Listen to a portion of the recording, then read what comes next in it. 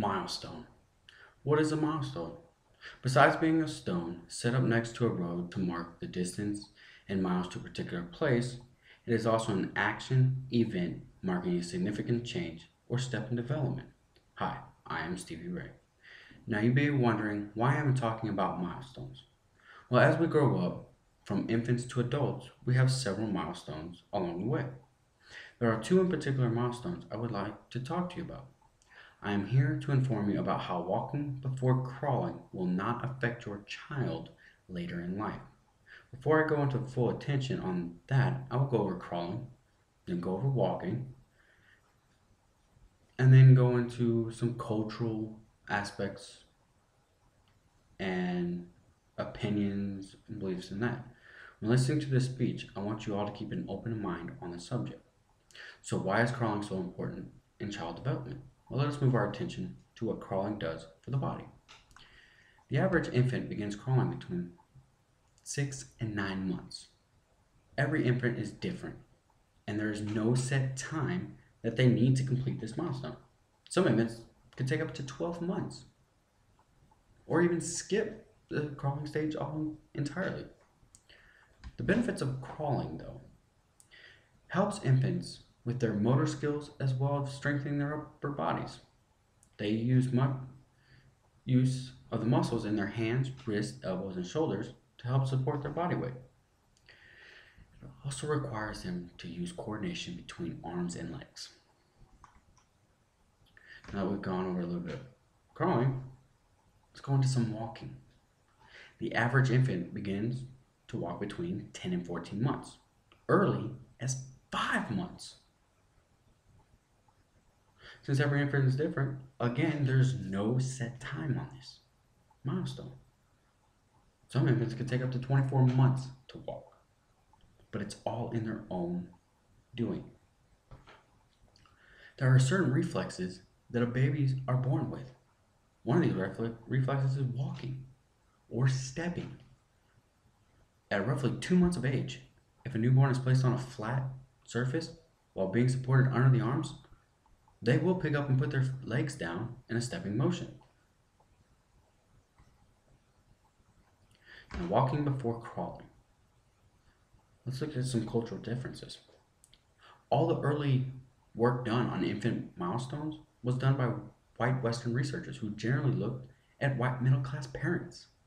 In other cultures, it appears that crawling is not so widespread. According to Scientific American, the magazine, anthropologists have observed the tribes of Papua New Guinea and found that crawling was very rare. In the first 12 months, infants are carried for 86% of the time by parents or siblings. When the infant was put down on the ground, they were placed in a sitting position, not on their stomachs. Some researchers have speculated that it is only in cultures with dry and solid floors that babies are allowed to crawl. In more primitive conditions, allowing an infant to crawl across ground covered by mud and animal droppings might not be very desirable. Wenda Trevelyanth, an anthropologist at New Mexico State University, was quoted as saying the following about this research.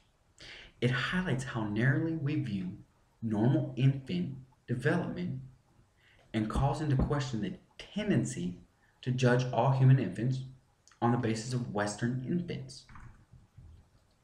It was very difficult to find some hard evidence on this matter since we live in the United States. We have a set way of living and raising our children, whilst other countries and cultures raise their children differently. The results is biased and opinionated research. This topic is split depending on who you talk to or what their beliefs are. Now, after conducting the research I did and reading the opinions of both physicians, parents, I feel that if a child decides to walk before they crawl, it's in their development and is not going to affect them later in life. A lot of known doctors, master degree holders, never crawled.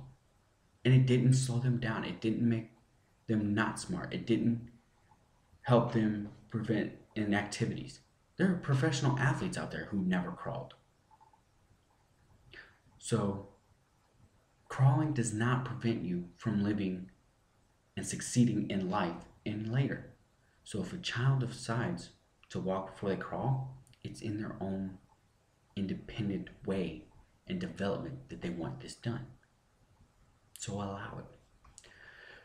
To conclude this speech, let's look at what we have talked about. We saw that when a child crawls or walks, they learn these milestones at different rates. We learned what crawling and walking benefits the child, strengthen muscles, grip, and how they're in stepping motion. Then saw that other culture infants don't even crawl. So when a child does not crawl before walking, they will still live healthy lives. You just have to remember all children develop at different paces and are all independent people.